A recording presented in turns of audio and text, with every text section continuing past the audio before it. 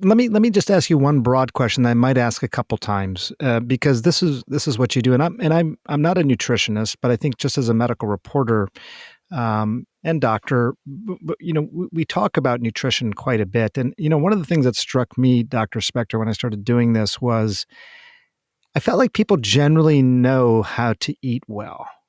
And maybe I'm being a little too conciliatory towards this, but I think as a general rule, you should eat your fruits and vegetables. You shouldn't eat too much. You shouldn't eat too much processed foods. They know that, and yet they don't. Is this a education problem? Is this an access problem? Why, despite the fact that people generally know how to eat well, do they not do it? I think it's a combination of factors. I think it's fantastic marketing by the big food companies to cloud the issue and make people think they're eating healthy foods when in fact they're not.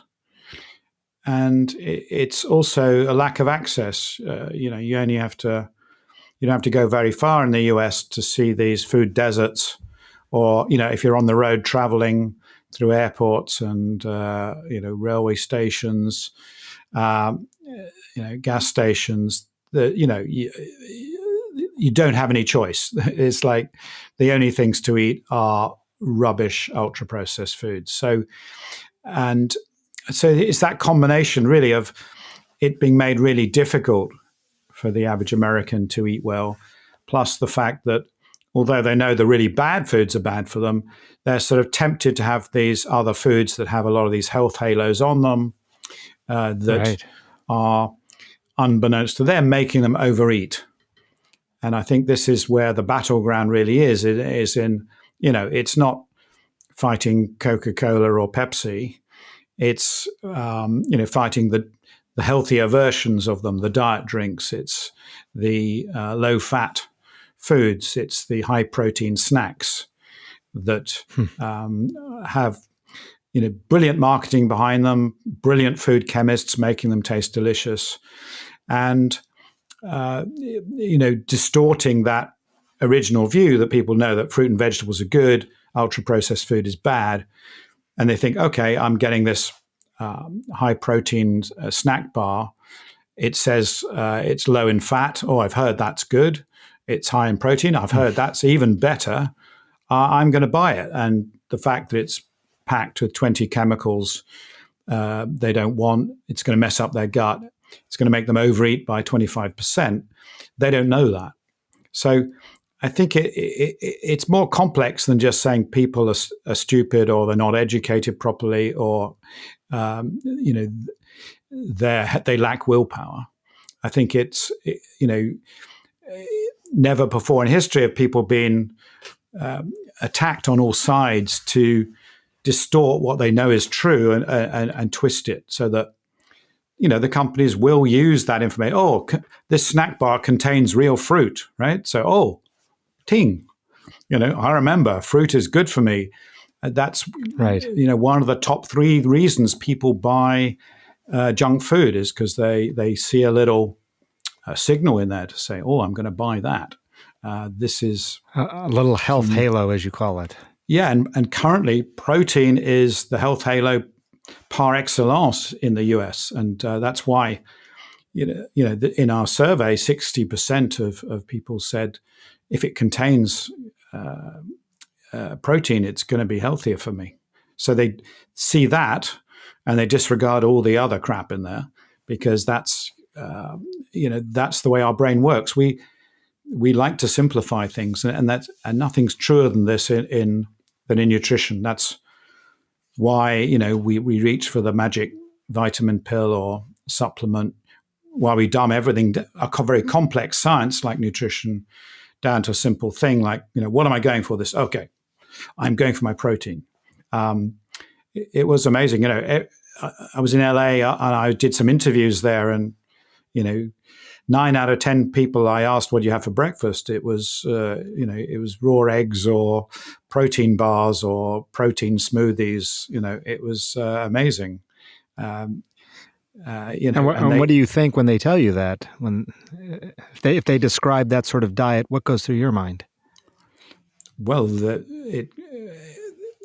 it means they're not really eating fruits and vegetables that they used to know was good for them, and now they've been sort of brainwashed into thinking that they have to move on to protein because they're somehow deficient and they're not going to be lean and have a six pack and be running marathons. It's a brilliant marketing campaign. It sounds like there's two issues that you're sort of raising. One is that they're wrong and that they probably don't need to think of trying to get that much protein into their bodies, but also what they're giving up to do it. They're giving up more fruits and vegetables in search of all that protein. That's exactly right. And that's why, most of the debates on social media about nutrition focus on one item. And I'm not saying protein's bad. There's very little evidence. You have to take a lot of it for it to be harmful. So in generally, protein is pretty good, particularly if it's plant protein, but, nothing wrong with meat protein in moderation. But it's what it replaces. We need to start thinking much more holistically. And this is what, I've been sort of preaching in my books and with Zoe, is the idea that whenever you add too much of something, you can't get the rest of it. So studies have shown that 90% of Americans have more than enough protein.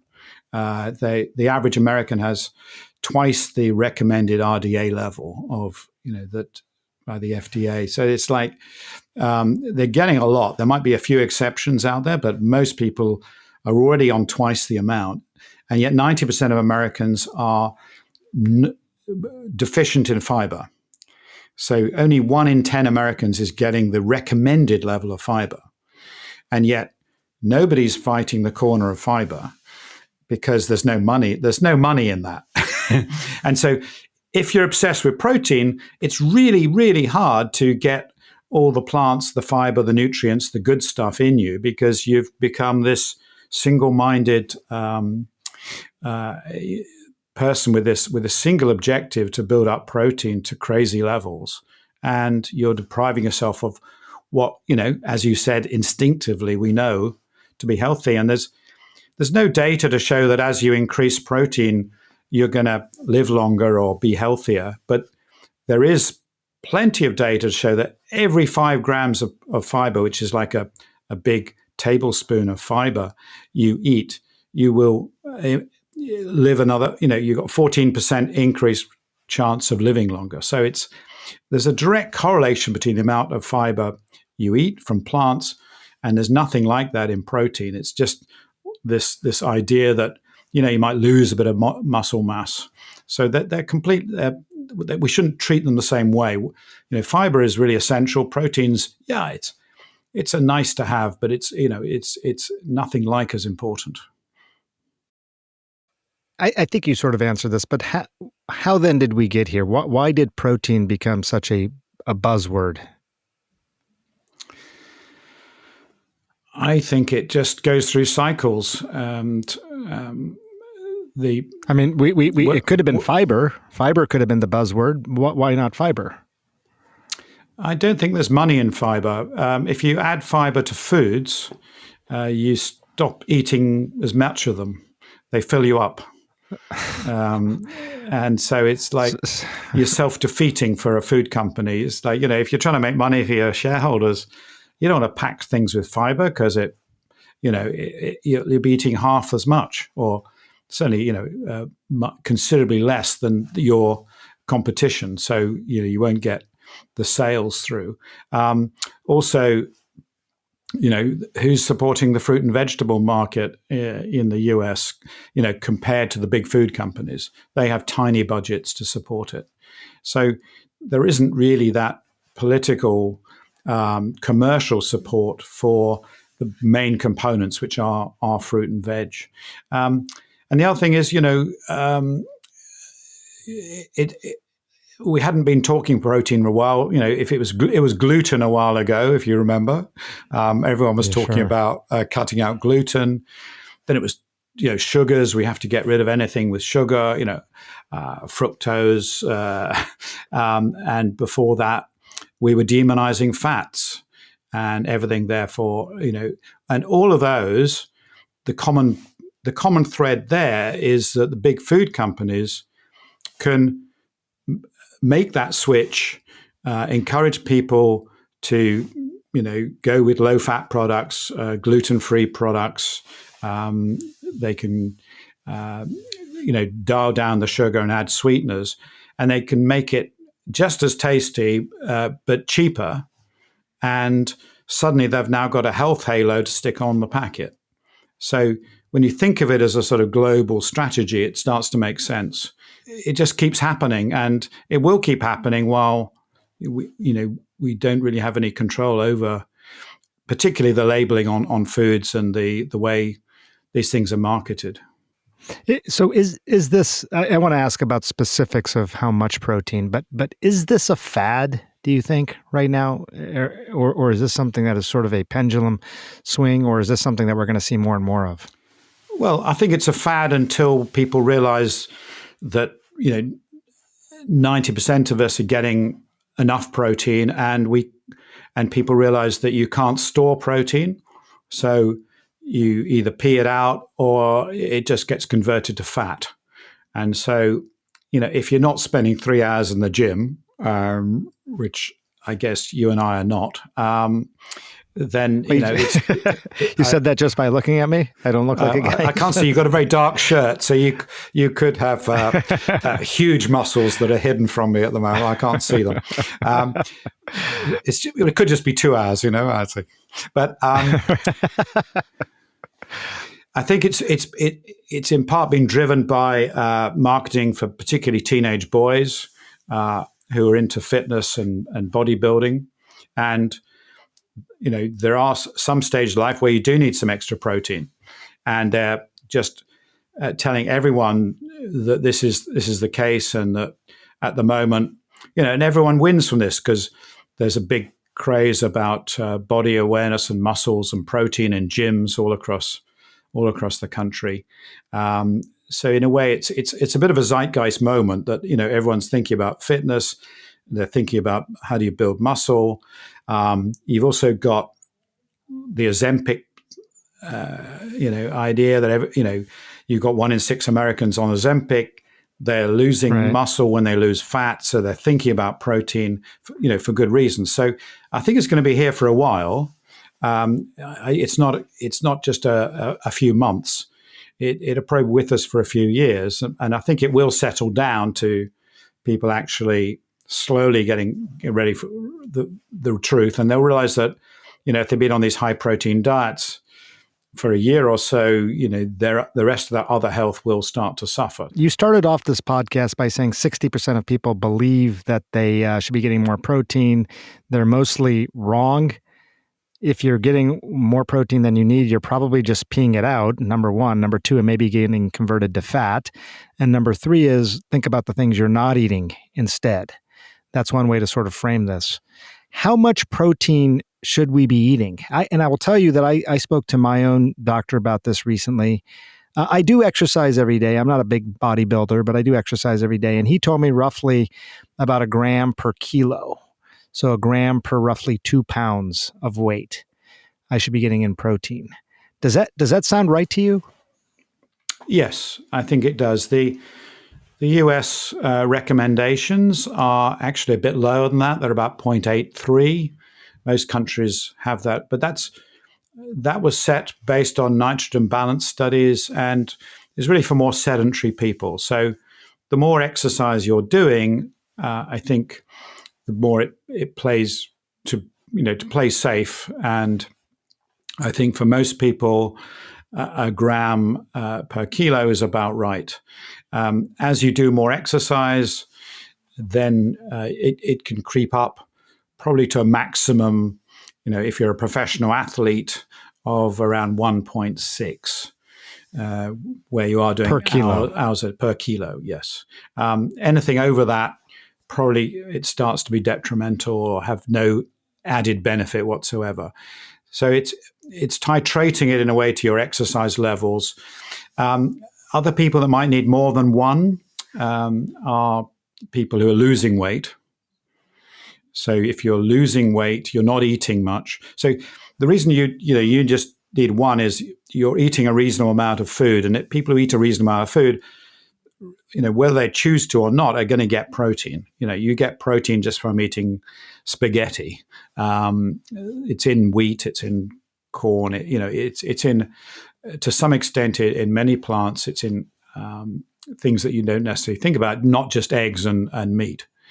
So if you're eating a lot, you will be getting plenty of protein for you. But if you're not, you're on a diet, or you're sick, or you're losing, you're losing weight, you will need extra amounts. So that starts to creep up to maybe 1.2,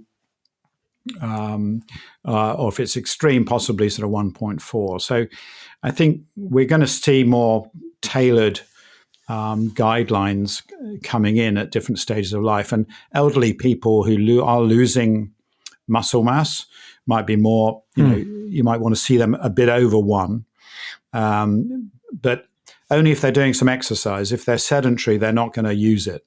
So there'd be no point in giving them all that protein, because, again, you've got to balance that against the fiber they're not getting. And for me, if you're not getting the fiber, you're not feeding your gut microbes, which, if you're elderly, is probably more important than getting excess protein, because your immune system is so dependent on it. And as you age, prevent aging, immune system is absolutely crucial, not just your lean body mass. So it's complicated. And there are people out there on the social media saying you need over 2 grams per kilo, which is crazy amounts. And there's no way that's healthy, because that means you'd be eating, over 50% of all your food is protein. And it's virtually impossible to eat that. It makes you very sick and nauseous to actually have that much protein as well. And so anything at excessive levels mean that all your nutritional scores from any proper nutritionist would score them very badly.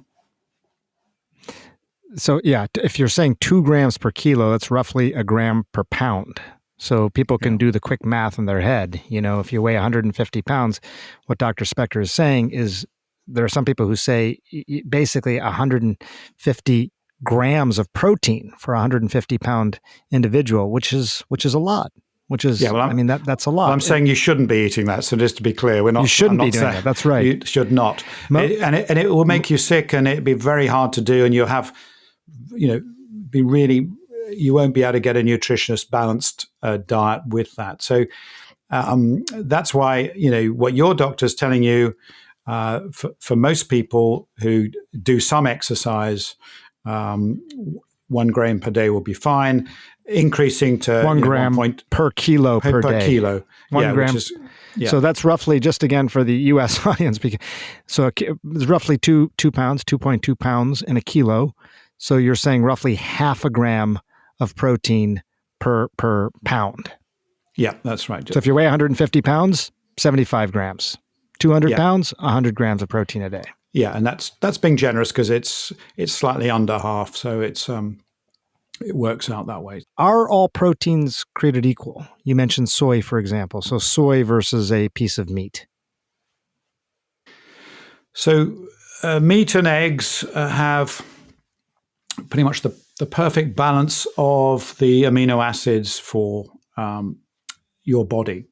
So we have these proteins made up of these building blocks, which are amino acids, and we have a certain number of them called essential ones, which we can only get through our diet. The rest we can make in our cells and our body. And meat has the perfect balance of these, but plants have all of them, but the balance in any one plant is slightly different.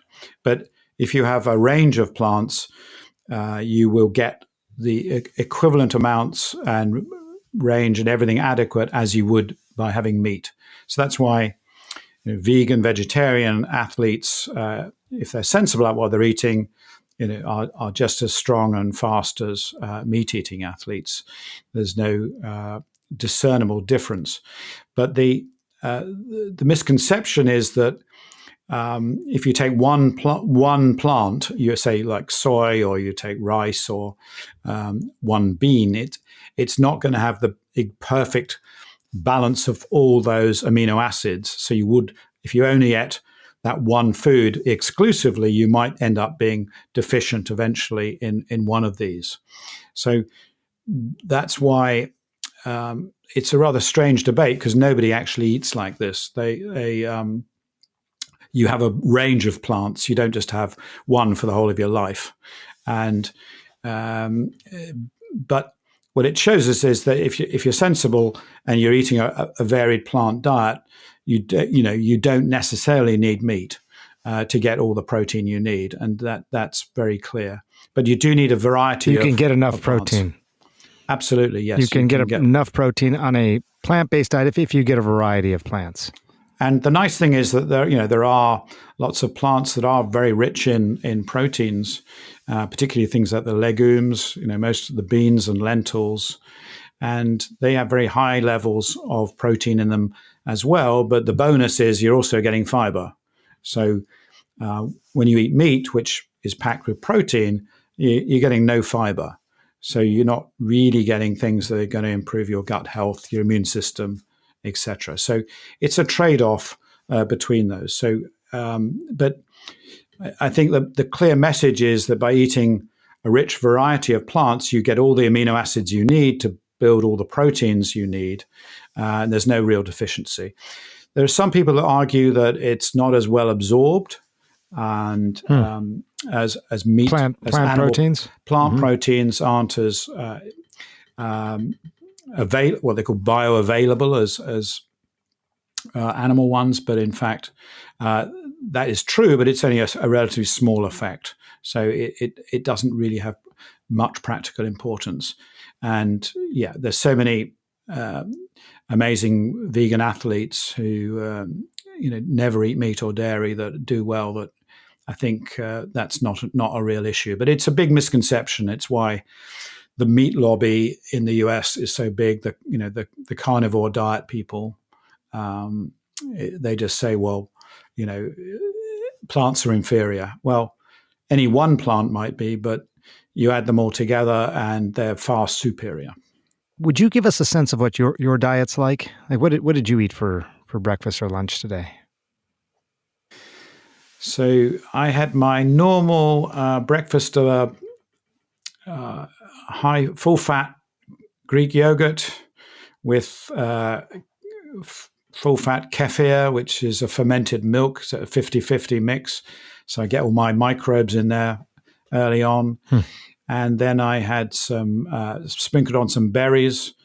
I had some nuts and seeds, which I have as a mix to give me a variety of, and there's plenty of protein in nuts and seeds. People forget that. Huge, really healthy fats and proteins there.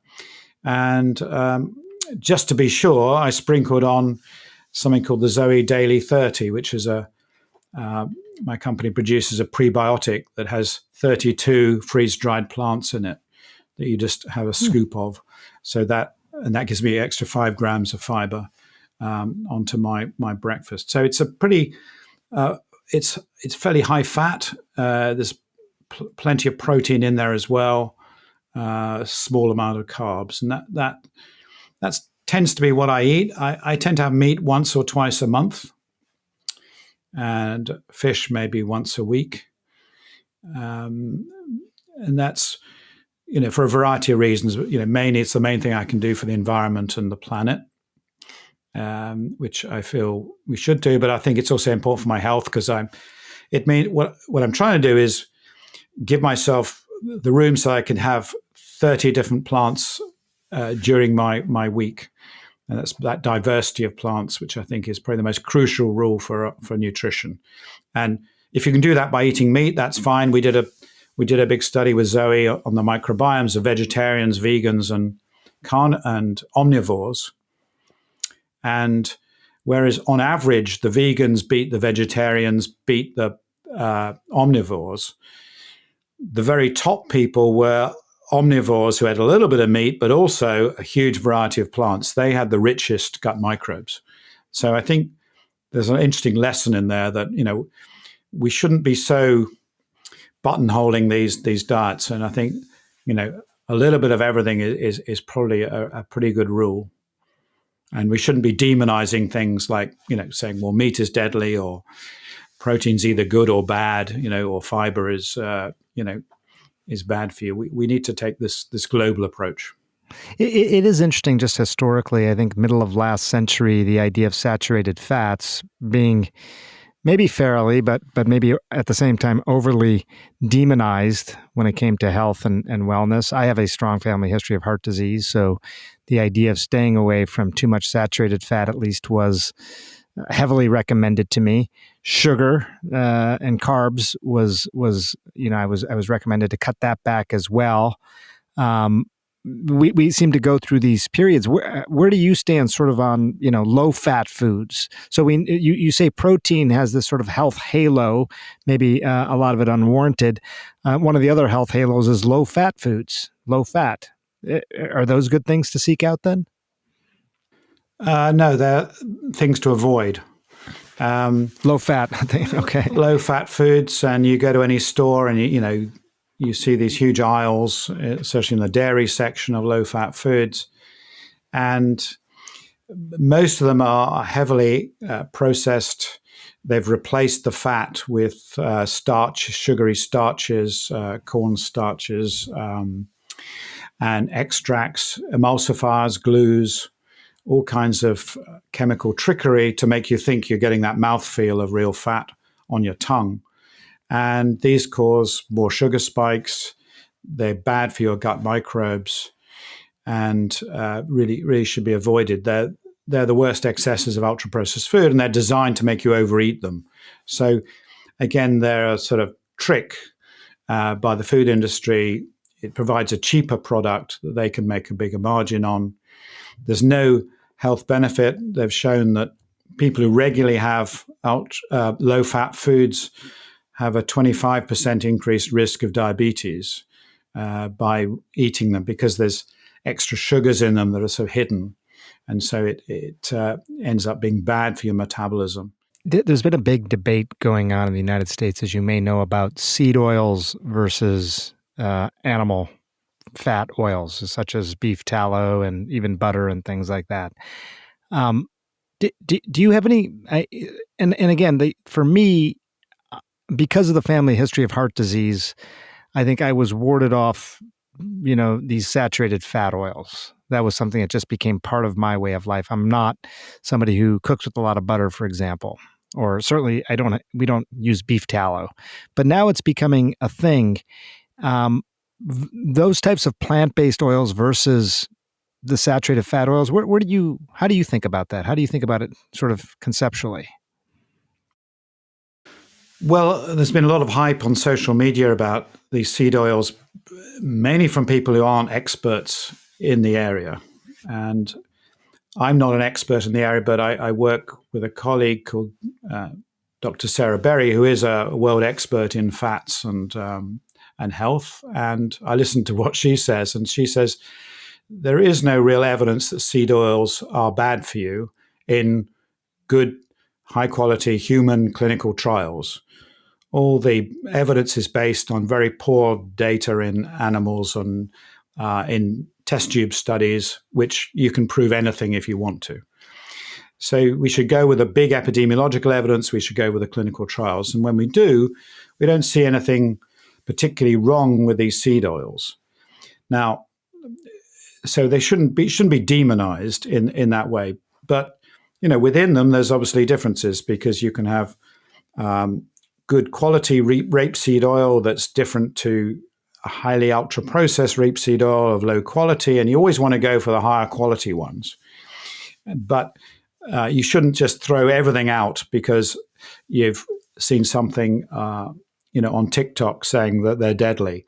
That's just yet another fad that's going to go. But I don't think we should be worried about getting everyone to go back to eating beef tallow.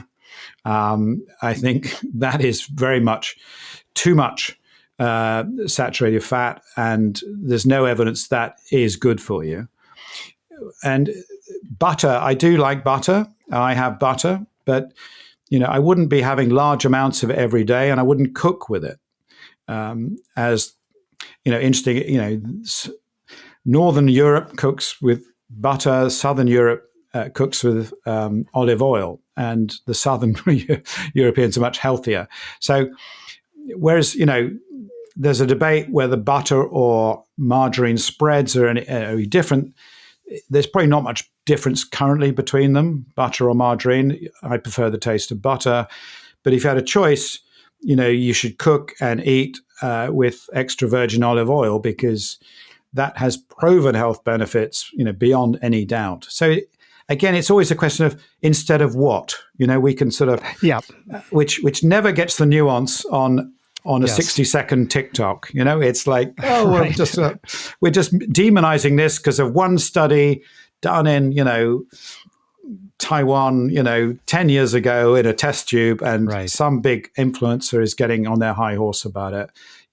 It's all really nonsense. So seed oils are not deadly, but beware of some of the worst ones. But we should be worrying about the ones that are in our ultra processed foods, the really cheap stuff, the really the palm oils, the eating too much coconut oil.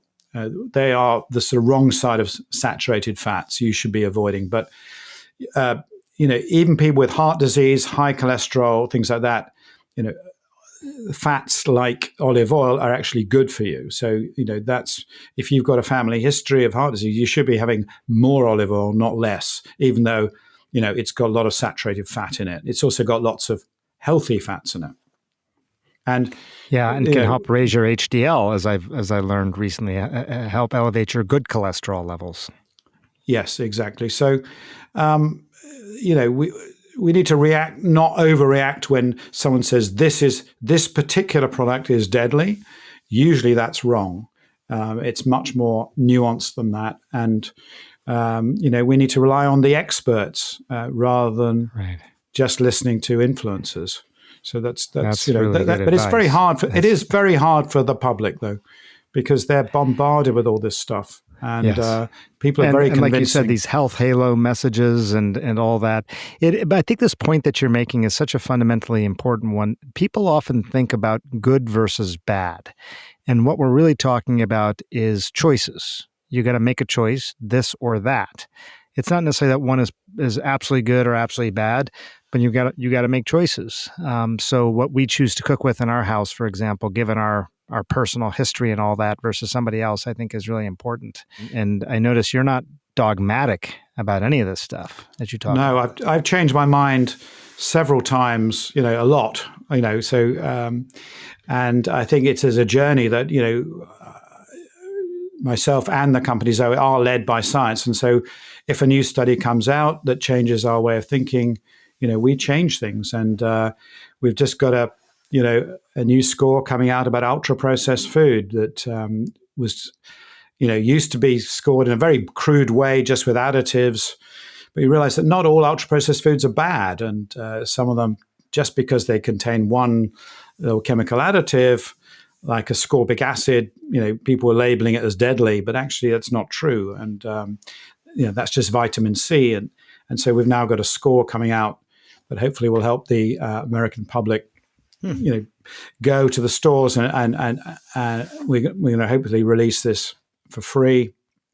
So they can, make the sensible choices themselves without being misled by all the commercial branding and health halos, which I think is the worst thing. That's the biggest obstacle to health in the US is this bombardment with all this signaling about vitamins and protein and low fat and low calorie and all this.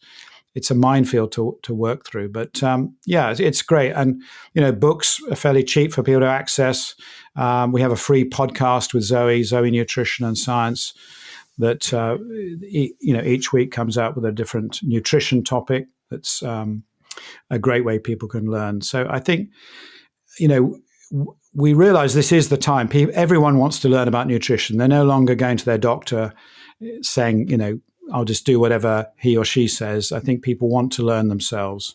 So I think this is an exciting time, really, for us to to change the way we think about food, and that's really my mission, is just think about it differently. And I've certainly gone full circle since I was a doctor. I got it completely wrong then, and I'm very happy to keep saying I'm happy to keep making mistakes as long as I get it right again.